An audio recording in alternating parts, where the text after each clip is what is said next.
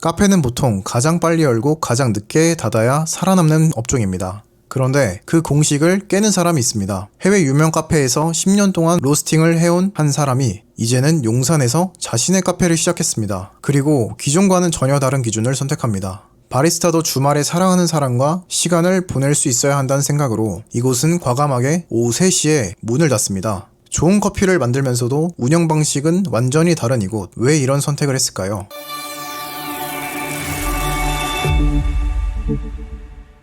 안녕하십니까. 저는 유틸리티 커피 로스터스를 운영하고 있는 정성윤이라고 합니다. 반갑습니다. 지금 여기가 용산인가요? 네, 용산 전자상가 뒤편이고요. 원효대교 남단, 북단과 창공원역, 용산역 사이에 딱 있습니다. 그래도 매장 오셨으니까 커피 한 잔 내려드리려고 하는데 네. 저희 고객들 오시면 꼭 여쭙는 게 초콜릿과 견과류, 꽃과 과일 중에 골라달라고 말씀드리는데 어떤 걸로 준비해드릴까요? 저는 좀 이제 주시한 느낌을 좋아해요. 과일 좀 차가운 걸로. 오늘은 시원하게 준비해드리겠습니다.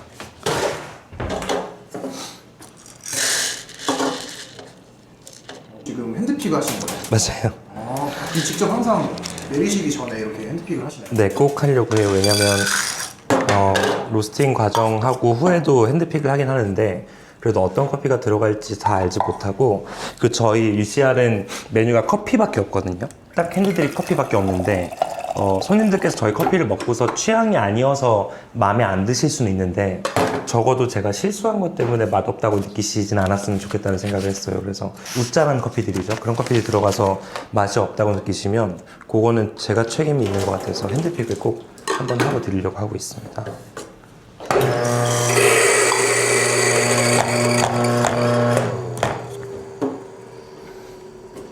오늘 커필리는 에티오피아 시다마 지역의 바샤베켈레 농부가 수확한 곤조베라는 커피입니다. 내추럴이고요.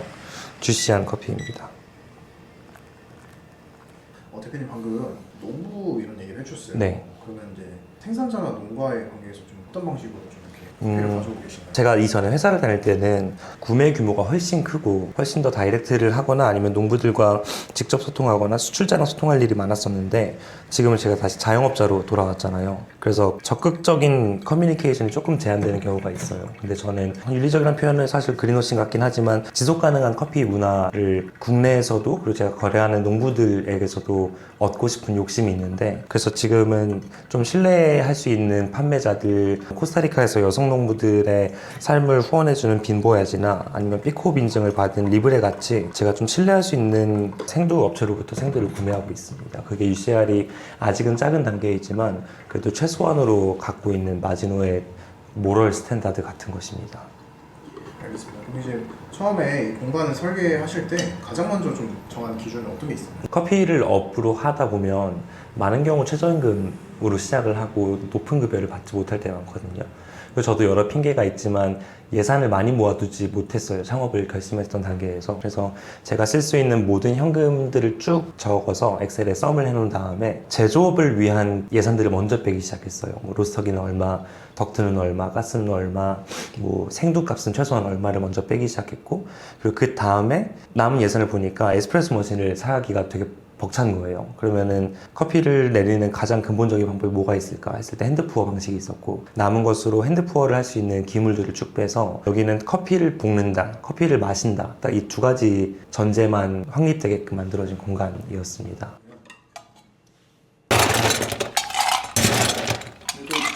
다른 것과 또 다른 게 네.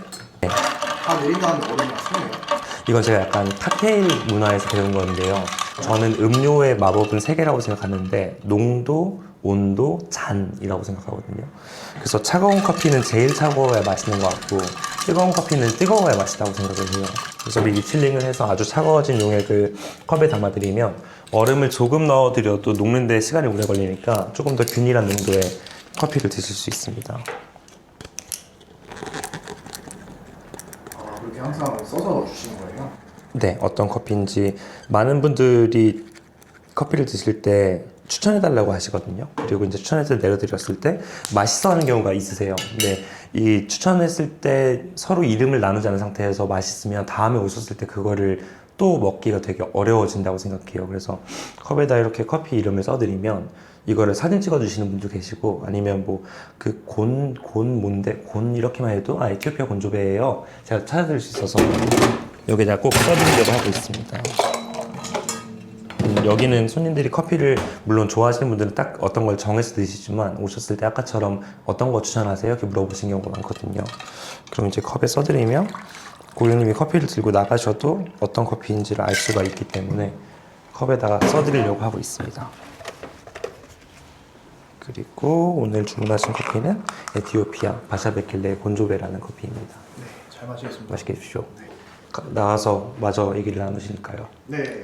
저도 퇴근을 해야 되기 때문에 이게 에스프레소 머신이 없어서 너무 좋은 게 마감이랄 게 없습니다. 지금 시간이 오후 4시잖아요. 네, 운영 시간이 몇 시부터 몇 시까지인가요? 저희 아침 8시에 열어서 영업은 3시까지 하고요.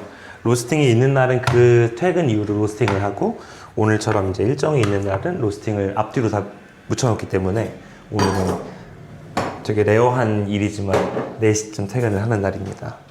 일단 그러면 마감은 이렇게 금방 끝납니다. 한 2분이면 끝나서 네, 제가 옷 입고 나오겠습니다.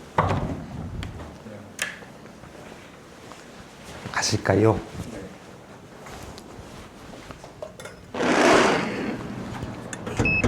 가시죠. 이쪽으로 가시죠. 이렇게 일찍 퇴근하면은 네. 바리스타분들의 좀 상들 오고 좀 있을 거야. 네. 사실 그 커피 제가 처음 시작했을 때는 월 4회 휴무가 거의 기본이었고 그리고 최저임금이 무조건이었거든요. 물론 우리가 원해서 하는 거였지만 크리스마스나 발렌타인데이나 뭐 명절이나 주말에 8시, 9시까지 바에서 항상 근무를 했었어요. 근데 그 시간대 오시는 손님들께서는 커피보다는 대화할 곳이 필요해서 아니면 그냥 차 한잔 마시려고 이렇게 오시는 경우가 많았는데 사실 제 공간 아까 보셔서 아시겠지만 되게 좁거든요. 그래서 늦게까지 한다고 대화를 엄청 나눌 수 있는 것도 아니고 차를 마실 수 있는 것도 아니고 해서 저는 저 공간에서 저도 물론이고 나중에 같이 근무하게 될 분들도 한 이쯤 퇴근하지 않을까 싶어요. 그분들도 어쩌면 저녁을 사랑하는 사람들, 뭐 가족이 됐던 친구가 됐던 이렇게 보낼 수 있지 않을까 하는 바람이 있습니다. 그래서 영업시간이 짧은 거기도 해요. 그러면은 이제 유틸리티는 어떤 의미예요, 대표님? 유틸리티가 영어로 번역하면 유용성, 실용성 이런 뜻인데요. 이제 저도 카페를 오픈을 준비하면서 어떤 이름의 카페를 할까 엄청 고민이 많았거든요. 혹자는 브랜드 이름에는 의미를 담지 마라. 혹자는 브랜드 이름에 의미를 담아야 한다. 그래서 이제 그걸 가지고 엄청 고민을 많이 하다가 제가 뭘 좋아하는지를 이제 생각하기 시작했어요. 근데 저는 좋아하는 것들이 주로 쓸모 있는 것들 좋아하거든요. 이를테면 그 드라이버들 중에서도 진짜 이쁜 드라이버들이 있는데 아저씨들 쓰시는 진짜 투박한 드라이버들이 있거든요. 근데 그런 드라이버들은 나사를 아무리 조여도 앞에가 마모되지가 않아요. 근데 전 그런 걸 좋아해요. 그러니까 이쁜 거보다는 자기 본질의 역할에 딱 부합하는 것들을 봤을 때 마음이 이렇게 좋은데 그래서 그래 나는 뭔가 사물이든 기능이 본질적으로 부합하는 것을 좋아하는 사람이구나. 그래서 그런 것들을 봤을 때 나는 유용한 걸 좋아하고 실용적인 걸 좋아하는구나 했을 때 유틸리티라는 이름이 떠올랐고 그 유틸리티가 갖고 있는 두 번째 뜻은 궁극적으로 이루고 싶은 거는 커피 산업에 종사하면서도 지속 가능한 삶을 살 수 있습니다 를인데요. 근데 거기서 그런 공익적 기초 사업들 우리가 살 때 꼭 필요한 것들이 부합한다. 그래서 이름은 유틸리티라고 지었습니다.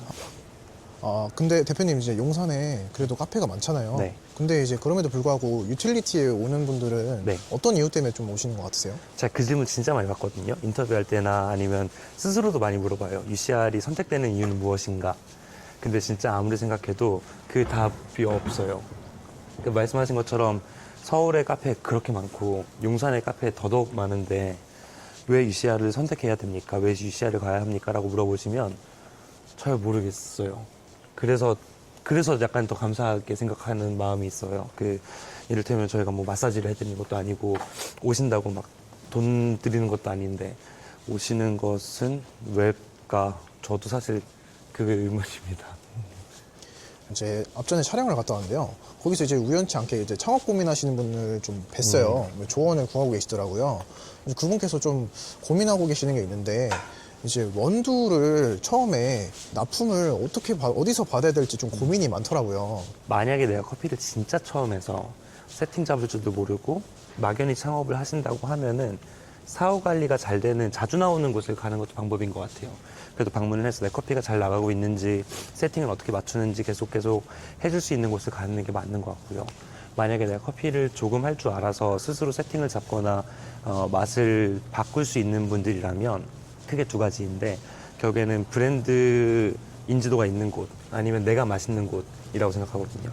브랜드 인지도가 있는 곳은 뭐 저기는 프리츠 원두스인데 그러면 이제 사람들이 기본적으로 기대하는 브랜드의 인지도에 따라서 나오는 것들이 있을 것 같고, 아니면 내 입맛에 맛있는 게 있다면 전 그것도 분명히 맞을 것 같아요. 일례로 제가 납품하는 곳 중에 한 분께서 커피를 이제 쓰고 계시는데, 손님들이 한 분은 쓰다, 한 분은 시다, 한 분은 진하다, 한 분은 연하다, 한 분은 맛있다, 이렇게 얘기를 하셨다는 거예요. 그래서 이걸 어떻게 해야 될지 모르겠다 말씀하셔서 그 받으신 분께 5명의 손님이 5가지 얘기했는데 모두가 상충한다, 서로 맞지 않는다. 그래서 커피는 아주 지극히 주관적 영역이기 때문에 그냥 본인이 맛있다고 생각하시면 나는 그게 제일 정답인 것 같다. 그 10명, 20명의 손님들을 하나같이 만족시킬 수 있는 것은 거의 불가능이고 욕심에 가깝고, 결국에는 그냥 보편적으로 맛있는 커피들을 스스로 만든다고 생각하시면 거기 자부심을 가지시고 자신감을 가지셔라.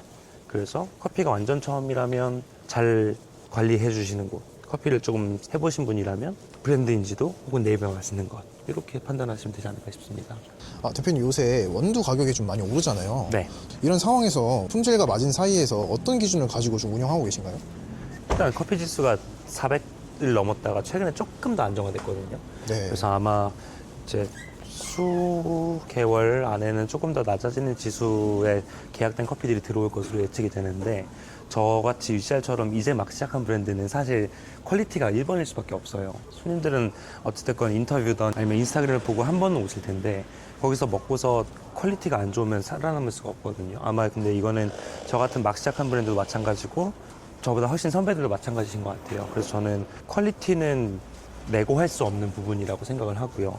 이게 그냥 하루 이틀 하고 말 장사는 아니니까요. 그래서 적어도 손님이 오셨을 때, 커피를 드셨을 때 거기서 설득이 되셔야 되는데, 그러려면 저는 퀄리티가 1번이어야 한다고 생각하고, 그리고 한편으로 감사했던 건 커피 지수가 오를 때 뉴스에서 엄청 많이 그걸 다뤄줬거든요. 커피 값이 올랐다, 최고 값을 갱신했다. 그래서 소비자들도 일정 부분 인지를 하고 계시더라고요. 커피 값이 오를 수 있다는 것에 대해서. 하지만 저 같은 뉴비, 이제 막 시작한 브랜드는 퀄리티에서 타협하기 시작하는 순간 이제 내년을 기약할 수 없기 때문에 퀄리티가 1번이라고 생각합니다. 알겠습니다.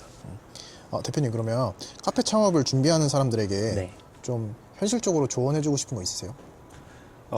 저도 이제 갓 1년 돼가지고 사실 제가 하는 말이 얼마나 그 많은 고민과 경험을 지난 후에 하는 말이 아닐 수도 있는데요. 카페 창업의 좋은 점은 상한가가 없어요. 그래서 내가 얼마든지 성장할 수 있다면 성장할 수 있다는 것이고, 단점은 하한가도 없고요. 사이드카도 없습니다. 그냥 가면 가는 거거든요. 올라가면 올라가는 거, 내려가면 내려가는 거고. 그래서 저는 모르겠습니다. 이제 막 시작해서 제가 어떤 말씀을 드리는 것이 얼마나 맞을지 모르겠지만, 스스로 본인이 적당히 대중적이면서 적당히 뾰족한 사람인지 고민해보는 건 필요하지 않을까 싶어요. 결국에는 우리는 대중장사를 하는 사람들이니까 대중분들과 소통할 수 있는 그런 대중성과 뾰족함을 동시에 갖고 있는 사람인지는 저는 고민해봤던 것 같아요. 그래서 상한가는 있고 하한가도 있다. 그게 리스키하다. 입니다. 커피 산업에서 일하면서도 30, 40, 50까지 이걸로 돈을 벌 수 있다는 거를 스스로 확인해보고 싶고, 그리고 그것들을 증명해보고 싶은 마음에 시작된 브랜드거든요. 그래서 앞으로 많은 분들을 모시게 됐을 때도 그분들의 삶을 거뜬하게 책임질 수 있는 브랜드가 되고 싶고요. 그 동시에 제가 거래하고 있는 농부들의 삶 또한 지금보다 조금 더 나은 환경이 될 수 있게끔 저도 성장하고 그들도 성장할 수 있는 그런 곳을 만들고 싶은 게 제 바람입니다. 잘 지켜봐 주십시오. UCR은 이제 1년 됐습니다. 내년에 어떨지, 내후년에 어떨지 아직 잘 모르겠는데, 폰트 호영 대표님에 따르면 2년 정도 하면 이제 통박이 나온다고 하니 1년 더 잘 지켜봐 주십시오. 열심히 하겠습니다. 네, 감사합니다.